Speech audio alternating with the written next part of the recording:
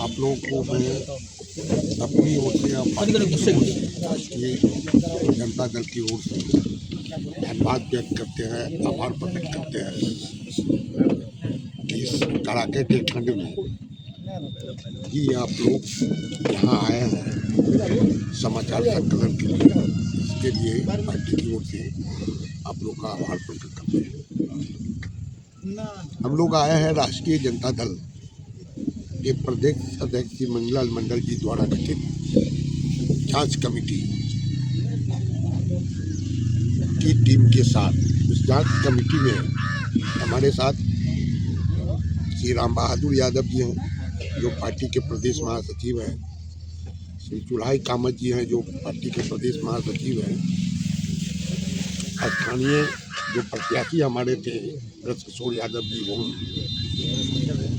श्री देवनैन यादव जी हैं जांच कमेटी में जो हमारे पार्टी के जिला के किसान प्रकोष्ठ के अध्यक्ष हैं, श्री वीर बहादुर राय जी हैं जो राष्ट्रीय जनता दल के झंझारपुर इकाई जिला के अध्यक्ष हैं, श्री अनिल लोहिया जी हैं जो पार्टी के प्रधान महासचिव हैं जिला के,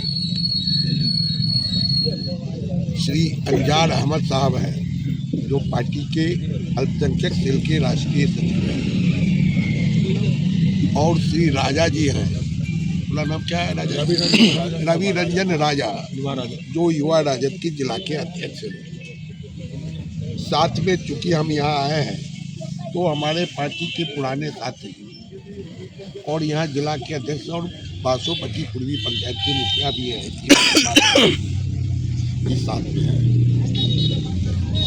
जो प्रखंड के अध्यक्ष भी हैं राम विलास यादव जी हैं जो प्रखंड अध्यक्ष है पार्टी के।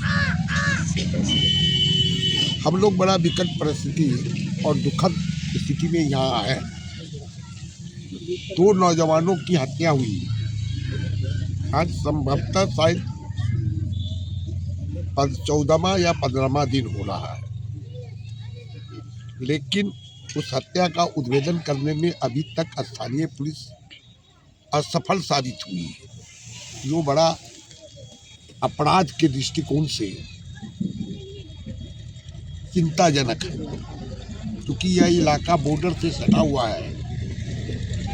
ऐसे परिस्थिति में जिला पुलिस को, स्थानीय पुलिस को ज़्यादा सक्रिय होना चाहिए कि अपराध नहीं हो। यहाँ जो जानकारी मिली है, जो परिवार के लोग और अन्य लोगों ने जो बताया है, उसमें बड़ा संदेह पैदा कर रहा है स्थानीय पुलिस पर। अगर मंडल का लाश बरामद हुआ, दिनेश मंडल का, तो उसको शिनाख्त किए हुए बिना सीधा लवारिस करके पोस्टमार्टम के लिए भेजना कहीं न कहीं स्थानीय पुलिस पर शंका पैदा कर रहा है। जबकि मुखिया सरकार का अंग होता है पंचायती व्यवस्था में, और किसी पंचायत में अगर लाश बरामद होती है तो अगर शिनाख्त नहीं हुई किसी के द्वारा तो उस पंचायत के मुखिया और सरपंच को बुलाया जाता है कि आप पहचानिए कि ये लाश कहाँ का, जो काम करने में थाना प्रभारी नहीं किए हैं, इसलिए शंका की सुई जा रही है। दूसरा कि सहनी जी का जो लाश यहाँ बरामद हुआ और उनके पिताजी ने प्राथमिकी दर्ज किया है बिना नाम का, लेकिन 2 दिनों के बाद उनकी मां ने जो बयान दिया पुलिस को, जिसमें 3 नामों पर शंका जाहिर किया है कि हो सकता है इन लोगों के द्वारा किया गया हो, वो तत्काल पुलिस को उस पर कार्रवाई करना चाहिए, उसको गिरफ्तार करना चाहिए, जो अभी तक नहीं किया है।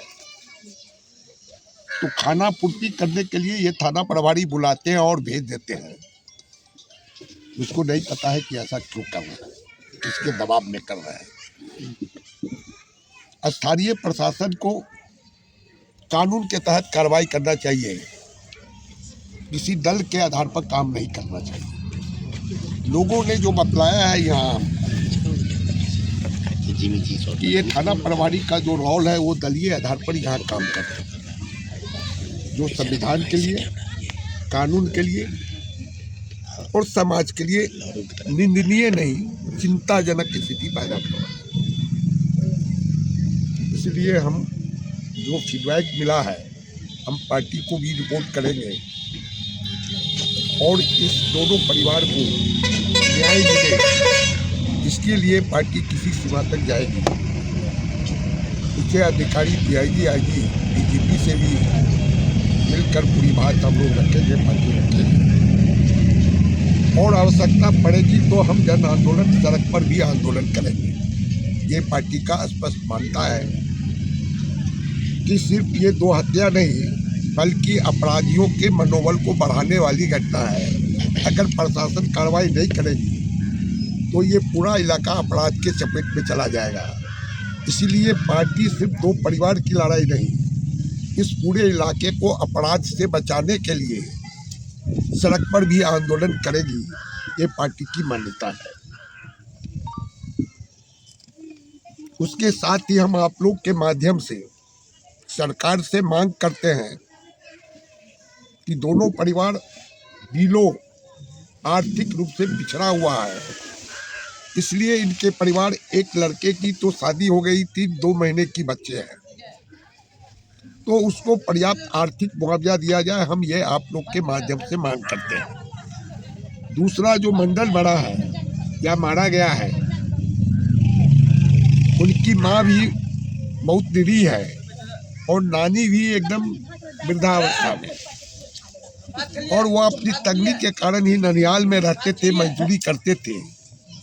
इसलिए भी तो दोनों जिलों परिवार में आते हैं। इसलिए सरकार, एक तो उसके अंत्येष्टि के लिए भी पैसा देना चाहिए सरकार को, जो नहीं दिया है कि अब क्या जी, जबकि कानून है कि गरीब परिवार को अंत्येष्टि के लिए पैसा दिया जाएगा, वह काम नहीं किया।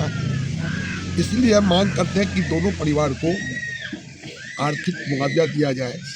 वह व्यक्ति तो लौट कर नहीं आएगा, कम से कम उसका अभाव एक रूप से, आर्थिक रूप से उसको खले नहीं, ताकि परिवार को थोड़ा सा